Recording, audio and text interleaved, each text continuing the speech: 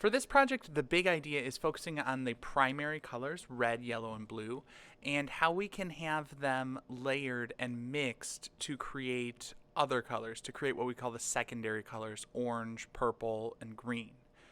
Now, in my example, what I'm going to do is make ghost shapes. I thought it'd be a fun sort of October theme.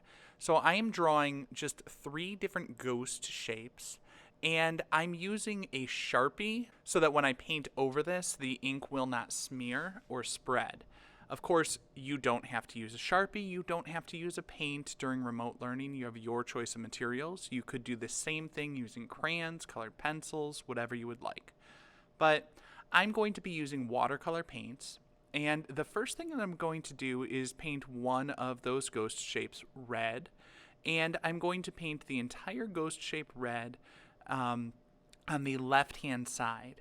And then after I paint my red ghost shape, I'm going to move on to another one, but I'm not going to do the one that overlaps it right away. I want to let that paint soak in and dry a little bit before I start layering and blending colors. So I'm going to move to the blue ghost that I'm going to put on the opposite side. So I've got the red one on the left, I've got the blue one on the right, I'm going to make the yellow one in the middle, but I want to first finish painting the two on the outside, and then I'm going to go over it in the middle with the yellow. That way the paint soaks into the paper a little bit and it won't spread as much when I'm layering. So now I'm going to get some yellow paint onto my brush.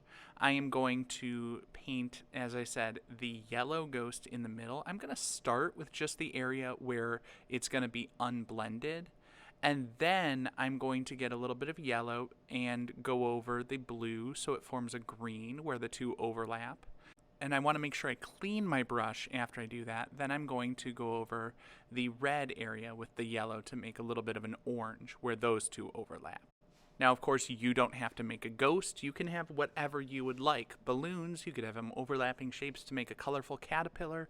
It's any kind of design that you would like, but the central goal is to have overlapping shapes of primary colors so we can experiment and see how to mix them.